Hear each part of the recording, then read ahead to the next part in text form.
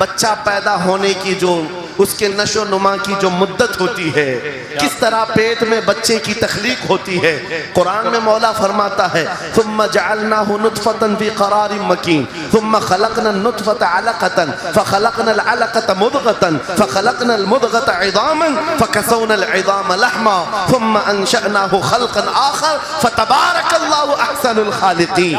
मौला फरमाता है हमने नुतफे से अलका बनाया। नुतफा क्या है? स्पर्म का वो एक कतरा जो मर्द के जरिए से औरत के रहम में जाता है, उसके बच्चे की थैली में जाता है, एक नुतफा, एक बूंद, जिसको नुतफा कहा गया है। हेलो एवरीवन, आज जो वीडियो करने वाले हैं वो वीडियो होने वाली मुफ्ती सलमान अजहरी की, और ये एजुकेशन कॉन्फ्रेंस है और हमने इसका पार्ट 1 लॉन्च कर दिया है, मतलब वीडियो डाल दी है। अब ये पार्ट 2 है। हमने सोचा क्योंकि पार्ट 1 पार्ट 2 तो इससे ना पब्लिक को पूरी तकलीफ समझ में आती है। 8-8 मिनट 5-5 मिनट से, मतलब ये हम इतनी लंबी नहीं बनाते हैं ताकि आप लोग भी बोर ना हों, इसीलिए हम 5-5 8-8 मिनट की बनाते हैं, इसलिए ताकि आप पूरी देख सकें और आप मतलब जो कि एंजॉय ले सकें और कुछ इल्म हासिल कर सकें, और हमें भी कमेंट में राय दें, हम अपनी राय देंगे तो काफ़ी ज़्यादा इससे एंटरटेन होता है और इल्म सीखने को मिलता है। तो गाइस वीडियो को फटाफट स्टार्ट करते हैं। चैनल पे नए हैं तो चैनल को प्लीज कर लें सब्सक्राइब, ऐसी धमाकेदार वीडियो देखने के लिए। चलिए वीडियो स्टार्ट करते हैं। बारिश एक ही है बरसने वाली, जमीनें अलग अलग हैं। बहुत नरम जमीन हो तो वो जमीन बारिश से फायदा ज्यादा उठाती है, और थोड़ी सी ओबड़ खाबड़ जमीन हो तो वहां से फायदा कम आता है। बारिश एक ही है, कुरान बारिश हिदायत है। जिसके दिल की जमीन जितनी नरम होगी उतना वो उससे हिदायत उठाए, सुभान अल्लाह, बेशक उतना उससे फायदा उठाएगा।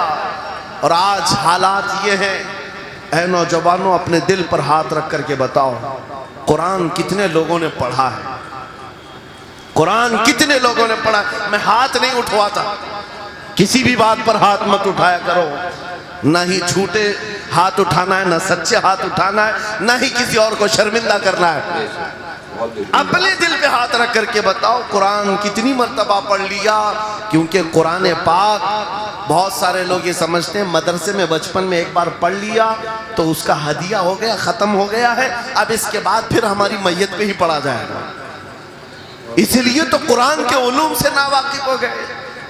अरे समझना तो दूर की बात, देख करके पढ़ना भी मुश्किल है। आज लोगों का देख कर पढ़ना मुश्किल हो गया। कुरान, तुम्हारे पास बहुत सारी किताबें नहीं है, बहुत सारे ग्रंथ नहीं, बहुत सारे वेद नहीं है जिनका शुमारी नहीं है। तुम्हारे पास ओनली वन, एक किताब कुरान पाक, ऐसी महफूज किताब जिसके बारे में अल्लाह ताला खुद फरमाता है सूरह कमर में, वलक़द यस्सरनल कुरान लिज़िक्रि फ़हल मिन मुद्दकिर। हमने कुरान को याद करने के लिए आसान बनाया है कोई याद करने वाला? 4 बार ये आयत अल्लाह ताला फरमाता है कोई याद करने वाला? अल्लाह जब फरमा रहा है कुरान आसान है तो कौन कहता है ये मुश्किल है? हमने खुद अपने हाथों तबाही को दावत दी है। दर्स कुरान को अगर हमने न भुलाया होता, ये जमाने ने जमाना न दिखाया होता, वो जमाने में मुअज़्ज़ज़ थे। मुसलमान होकर आज हम खार हुए हैं, तारीख़ कुरान होकर आज हम छोड़े बैठे हुए हैं। कुरान अजीम को छोड़कर बैठना कितनी बड़ी गुमराही है। आज हालात ऐसे आ गए कि कुरान को बदलने की बातें होने लग गई। क्यों? तुम उठाते ही नहीं। 26 आयतें निकाल दो, 25 आयतें निकाल दो, इसमें ये बातें उसमें वो बातें हैं। मुसलमान को तो पता भी नहीं है कौन सी आयतों के बारे में ये वावेला मचाया जा रहा है। अरे तुम पढ़ो, तुम्हारे लिए कुरान आया है। ये जितनी भी कॉन्फ्रेंसें हैं, मैं समझता हूं इसके बदले हर जगह सुबह व शाम कुरान पढ़ने और पढ़ाने का इंतजाम हो जाए। इस तरह के हजारों जलसों से वो अफजल है। बेशक ये मैं नहीं कह रहा हूं, मेरे आका फरमाते हैं खैरुकुम मन तअल्लमल कुरान व अल्लमा। तुम में से सबसे बेहतरीन आदमी वो है जो कुरान सीखे और दूसरे को सिखाए। बेशक सबसे बेहतरीन आदमी वो है कुरान को सीखे और दूसरे को सिखाए।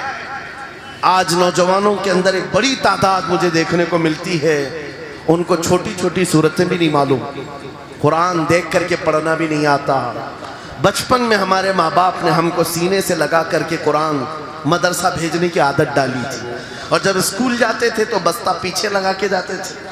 पता होगा, स्कूल जाते हैं तो बस्ता पीछे रख के जाते हैं, और कुरान पढ़ने के लिए जाते हैं तो सीने से लगा के जाते हैं। ये हमेशा से एक रीत रिवाज चला, बुजुर्गों का डाला हुआ कि बेटा कुरान हमेशा आगे होगा। लेकिन शऊर आने के बाद तुमने कुरान को पीछे डाल दिया, पीछे को आगे कर दिया। कोई इल्म ऐसा नहीं जो कुरान में मौजूद नहीं, कोई इल्म ऐसा नहीं।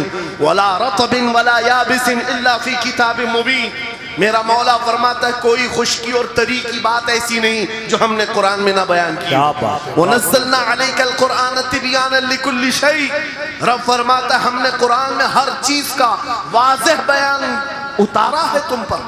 और सैयदना अब्दुल्लाह इब्न अब्बास मुफस्सिरीन के सरदार रसूल पाक सल्लल्लाहु ताला अलैहि वसल्लम के चचेरे भाई हजरत अब्दुल्लाह बिन अब्बास कहते हैं लौ ज़ाअली इक़ालु बईरिन लवजदतुहु फी किताबिल्लाह। कहते हैं अगर मेरे ऊंट की नकील की रस्सी भी गुम हो जाए मैं उसको किताबुल्लाह कुरान में ढूंढ लूंगा, मैं उसको कुरान में ढूंढ लूंगा। उनके पास उलूम कुरान थे। और आप क्या समझते हैं कुरान में क्या नहीं है? साइंस की वो इजादात को अगर आप लेकर के बैठे, मैंने अपना पूरा बयान रिकॉर्ड किया है 2 साल कबल ही। यहाँ वक्त की किल्लत है, मैं आपके सामने अर्ज करता हूँ 16वीं सदी के बाद या 18वीं सदी के बाद साइंस की तरक्कियात ने अपना पैर जमाना शुरू किया है इस रुए जमीन पर। जबकि मेरे मुस्तफ़ा करीम सल्लल्लाहु ताला अलैहि वसल्लम की ज़ुबान अक़दस से निकले हुए कलमात जो कुरान में मौजूद हैं, उठाओ और मैं बताता हूँ हर चीज़ का इल्म कुरान में मौजूद है। जब कोई सोनोग्राफी का इंतज़ाम नहीं था, ना सिटी स्कैन हो सकता था, ना एक्सरे का कोई इल्म किसी के पास था, उस वक्त कुरान कह रहा है एम्ब्रियोलॉजी के बारे में। एम्ब्रियोलॉजी क्या है? बच्चा पैदा होने की जो उसके नशो नुमा की जो मुद्दत होती है, किस तरह पेट में बच्चे की तख्लीक होती है। कुरान में मौला फरमाता है सुम्मा जअलनाहु नुतफतन फी क़रारिन मकीन सुम्मा खलक़नल नुतफता अलक़तन फ़खलक़नल अलक़ता मुदग़तन फ़खलक़नल मुदग़ता इज़ामन फ़कसौनल इज़ाम लहमा सुम्मा अंशअनाहु ख़ल्क़न आख़र फ़तबारकल्लाहु अहसनुल ख़ालिक़ीन। मौला फरमाता है हमने नुतफे से अलक़ा बनाया। नुतफा क्या है? स्पर्म का वो एक कतरा जो मर्द के जरिए से औरत के रहम में जाता है, उसके बच्चे की थैली में जाता है, एक नुतफा, एक बूंद, जिसको नुतफा कहा गया है। मौला फरमाता है हमने नुतफे से अलका बनाया। अलका किसको कहते हैं? साइंस में पढ़ने वाले अगर स्टूडेंट्स हो तो समझ जाएंगे। अगर कोई मेडिकल साइंस का कोई स्टूडेंट है तो उसे मालूम होना चाहिए एम्ब्रियोलॉजी में चिपचिपा हुआ च्युइंगम जो होता है उसको अलका कहते हैं अरबी में। और आज साइंस ये कहती है कि पहले बाप के नुतफे के एक कतरे से एक छोटा सा खून का टुकड़ा बनता है जो चिपचिपा होता है, फिर उसके बाद एक गोश्त का टुकड़ा होता है, फिर उसके बाद उसमें हड्डियां बनती हैं, फिर उसके बाद उस पर चमड़ियां आती हैं, फिर उसके बाद उसकी आंखें, सारी चीजें बन जाती हैं। ये प्रोसेस है 9 महीने माँ के पेट में, और हर एक के वीक्स गिने हुए हैं। फर्स्ट वीक में क्या होता है, सेकंड वीक में क्या होता है, थर्ड वीक में क्या होता है, एम्ब्रियोलॉजी का पूरा इल्म है।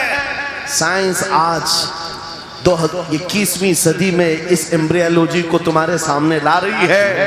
अरबों के उस दौर की बात कर रहा हूँ जहाँ लोगों को घर बनाने का इल्म नहीं था, और कुरान माँ के पेट में पैदा होने वाले बच्चे की तख्लीकात बयान कर रहा है। नारे तकबीर, नारे रिसालत, फैज़ाने कुरान मुक़द्दस, फैज़ाने शेखुल मशाइख, नारे तकबीर, नारे रिसालत।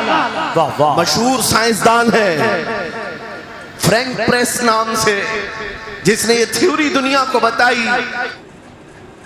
क्या बात है, बहुत आला मुफ्ती सलमान अज़हरी, क्योंकि ये एजुकेशन पर्पस पे कॉन्फ्रेंस है तो सारी एजुकेशन वाली बातें कर रहे थे और बयान कर रहे थे, क्योंकि सारी चीज़ें कुरान से और हदीसों से बता रहे थे। मुफ्ती साहब जो चीज़ें सब कुरान से रिलेटेड है, सब कुरान में है इसका बयान। जी जी जी। कुरान जो बिस्मिल्लाह की बे से शुरू होता है और वन नास की सीन पे ख़त्म होता है, यानी बस और इससे इसका उल्टा करेंगे तो क्या होगा, सब। हाँ। यानी बस भी है और सब भी हाँ। है, सब कुछ है इसमें कुरान में। वाह वाह खालिद भाई क्या कह दिया, बहुत आला। सब इसी में है और बस भी यही है।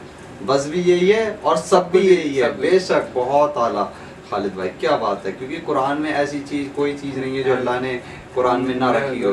हर चीज का इल्म कुरान में है। आज के साइंस से जो एडवांस हुई है 21 में 22 में 23 में या 20 से एडवांस हो गई है, लेकिन कुरान ने 1400 साल पहले ये सारी चीजें दुनिया के सामने ला के रख दी।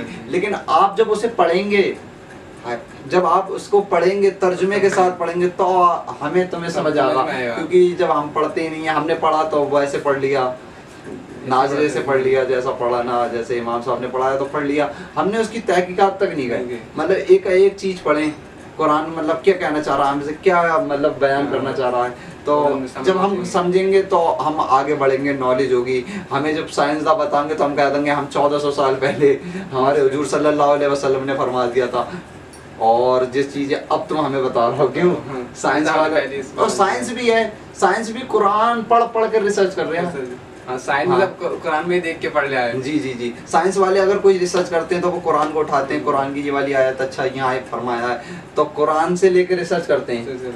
हाँ भाई बहुत आला, क्योंकि अल्लाह ने ऐसी ऐसी चीज कुरान में रख दी है, कोई चीज नहीं होगी ऐसी। वाह, दुनिया हर चीज कुरान में मौजूद है, फिर हर चीज का बयान। और अल्लाह ने फिर कुरान में साथ फरमाया फवैया आलई रब्बिकुमा तुकज़्ज़िबान, अल्लाह की कौन कौन सी नेमत को जुटलाओगे। अल्लाह ने ऐसी कोई सी चीज नहीं जो कुरान में नहीं रखी है। वाह वाह वाह खालिद भाई बहुत आला जी। और मुफ्ती सलमान अज़हरी काफ़ी अच्छा बयान कर रहे थे, क्योंकि ये एजुकेशन कॉन्फ्रेंस था। मैं बार बार एजुकेशन कॉन्फ्रेंस इसलिए कह रहा हूँ क्योंकि आपको समझ में आ जाए, क्योंकि ये इल्मी तकरीर है, ये किसी का बयान नहीं हो रहा है, ना किसी का मतलब जो कि जी बयान का बयान नहीं हो रहा है, यानी इल्मी उस पे हो रही है, इल्मी के बारे में हो रही है सब कुछ। क्योंकि ये पढ़ा लिखा मजमा था, मुफ्ती सलमान अज़हरी अभी कुछ कह भी रहे थे कि ये पढ़ा लिखा मजमा है, इसीलिए मैं पढ़ी लिखी तकरीर कर रहा हूँ। क्योंकि कॉन्फ्रेंस, क्योंकि जब उलमा लोग जब स्टेज पर बैठते हैं, मिंबर रसूल पर बैठते हैं, तो वो पहले टाइटल पढ़ते हैं, मतलब मुशायरा क्या कहना चाह रहा है, मतलब किस चीज़ पे है। क्या होता है कभी शहीद आज़म कॉन्फ्रेंस और शहीद बगदाद कॉन्फ्रेंस जो भी है, मतलब जो कि बहुत सी कॉन्फ्रेंस होती हैं, इमाम हुसैन रदी अल्लाह ताला अन्हु, शहीद करबला, बहुत सारी कॉन्फ्रेंस होती हैं। लेकिन ये था एजुकेशन पर्पस पे, तो फिर सारी एजुकेशन लाइन की बातें हो रही थी और बहुत बेहतरीन बातें बताई मुफ्ती सलमान अज़हरी ने।